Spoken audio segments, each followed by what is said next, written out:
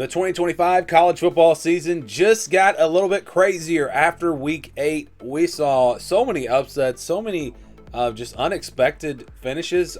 This week, this is really the first week of the season where overall things did not really go how I expected them to go. And we'll talk about that more when we do our expectations video later in the week. But yeah, I was just really surprised with some of these results. Now, some games did go how I expected, but we saw some upsets that, again, I just did not see coming. I did not see Florida State losing to Stanford late last night.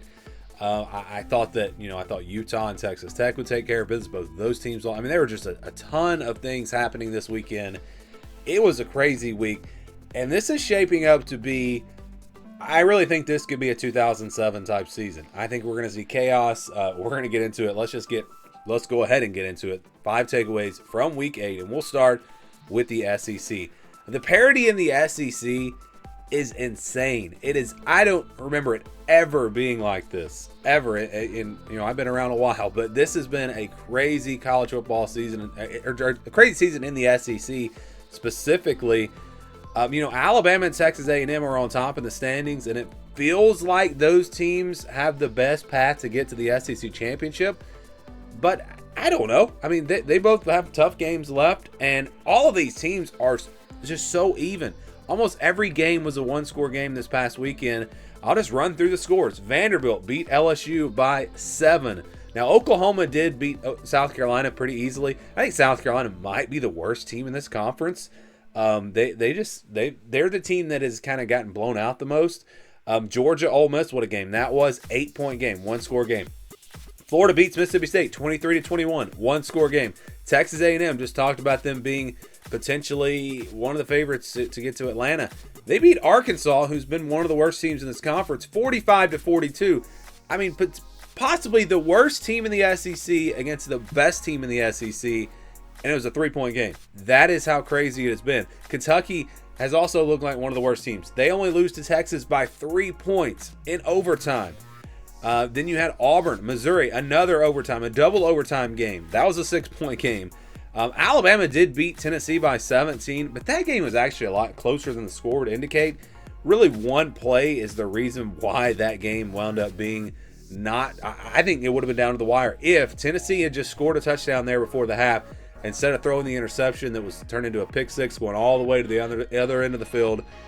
If that play doesn't happen and they score a touchdown, Alabama probably still wins this game, but it's probably a one-score game. So, I mean, so much parity in this conference. Again, the worst teams can beat the best teams, or at least play with them, play in close games, and it's going to be really, really fun to see. If Texas A&M and Alabama do take care of business and pretty much win out, it's going to be, I guess, kind of boring. But that's probably not going to happen, and we're going to see. I think Georgia has a great chance to win out when you look at their schedule. I think Texas A&M has some tough games. I think they probably lose at least one. Alabama is interesting because even though they have a loss, they don't have any conference losses.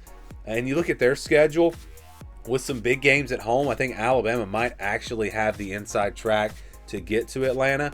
But Texas A&M, again, they're undefeated, so they're in a great spot as well. And don't count out some of these 2-loss teams, because if we get more chaos, we could see a 2-loss SEC team possibly getting there. So it's just been, Vanderbilt is sitting there. You look at their schedule. They have a shot. They have a real shot to get to the SEC championship, get to the college football playoff. It's very, very interesting right now in the SEC.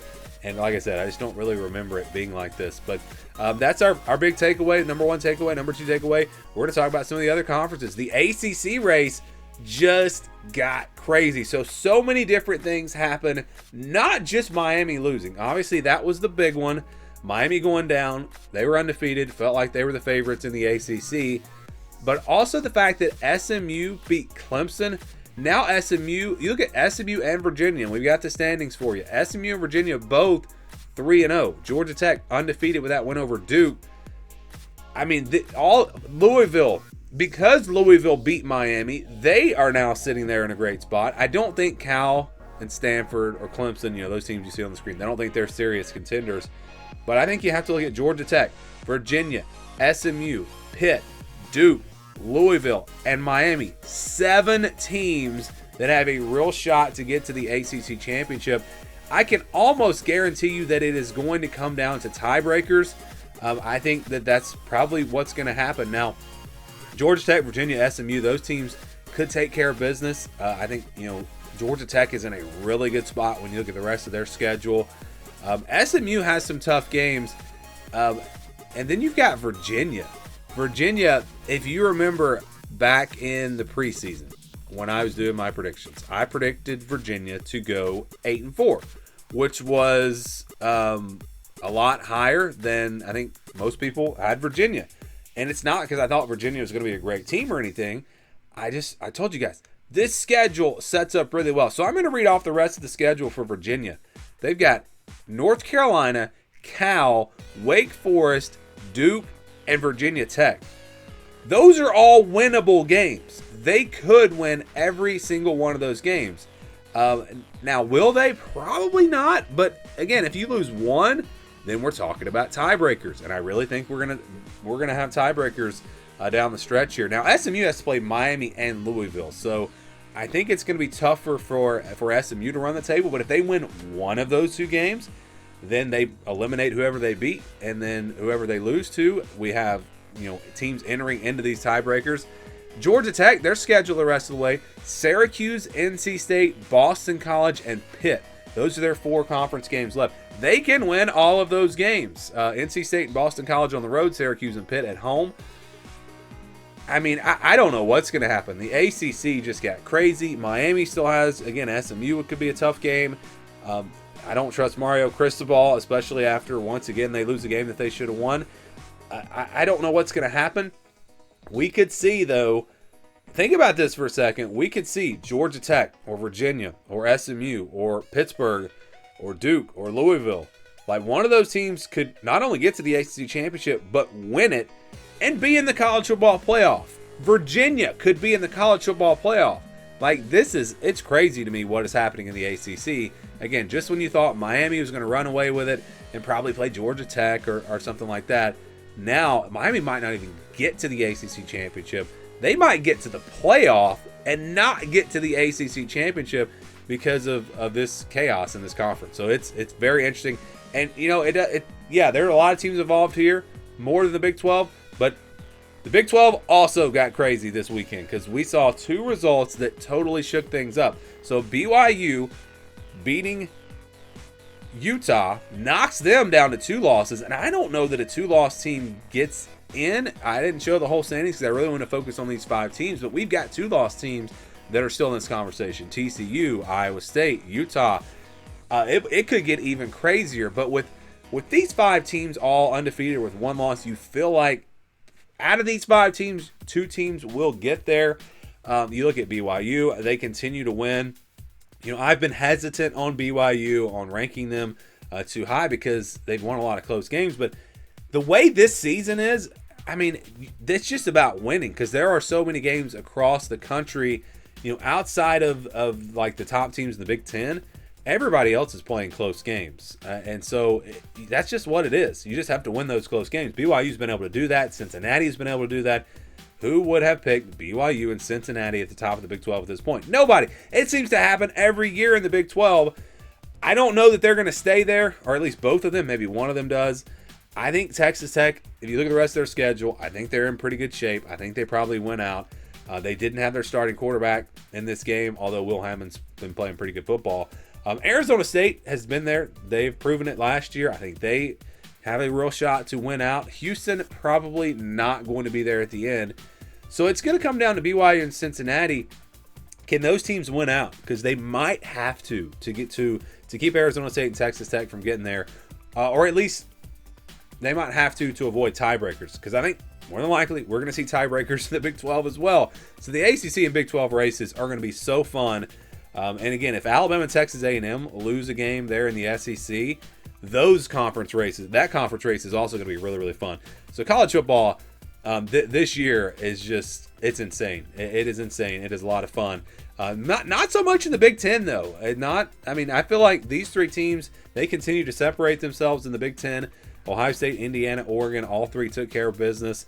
There are just so many teams in the Big Ten that are honestly not very good.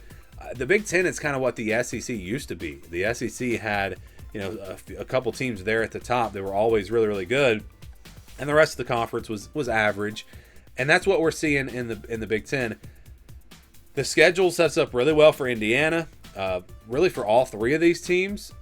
The team, though, that could really throw a wrench in this thing is Michigan. Michigan has a very favorable schedule. Remember, they've only got one conference loss. If they do it again, if they beat Ohio State, which it feels like this Ohio State team might just be different, but if they are able to beat Ohio State at the end of the season, then Michigan enters into this conversation. And there's a real shot we have a three-way tie with Ohio State, Oregon, and Michigan. I have no idea who would win that three-way tie. Maybe it is Michigan.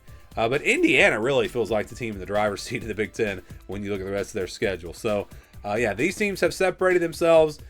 The only team that I see really, again, causing some problems could be Michigan. You look at USC's schedule, it's really tough. Iowa's got some tough games. I don't think that there is another team that's going to be good enough, other than possibly Michigan, with their schedule and their history with Ohio State. It's going to be very interesting, that game at the end of the season. But if these teams win out, obviously we're going to see Ohio State, Indiana. If Ohio State trips up and Oregon wins out, then we have chaos at the top of the Big Ten. And again, maybe every conference will have tiebreakers determining who goes to their conference championship games. Now, finally, I feel like, when I talk about Notre Dame, very impressive win against USC, the way they were able to run the football in this game. Felt like they might lose there at one point, but they took care of business there at the end. Georgia Tech going on the road and beating Duke, huge win for them. I said last week, if they can beat Duke, you feel really good about Georgia Tech getting to the college football playoff. So here's where I think you look at their schedules the rest of the way. It comes down to Pittsburgh. Beat Pitt and you're in. If Notre Dame beats Pitt, if Georgia Tech beats Pitt, I think these two teams make the college football playoff. Notre Dame, if they lose, obviously they're out. Georgia Tech could still get in, but they probably have to beat Georgia, which is obviously going to be a tough one, but you never know. The way the games are going this year, they could do that. But yeah, Pittsburgh is the team that controls Notre Dame and Georgia Tech's destiny, in my opinion. I just thought that was interesting. But yeah, just impressive win for Notre Dame and big win for Georgia Tech as well. These two teams are in really good shape to possibly make the college football playoff after the chaos of Week 8. And just imagine if we get a couple more weeks like Week 8. It is going to be very interesting down the stretch here in college football. But again, those are my 5 takeaways from Week 8. Give me your takeaways down in the comments below.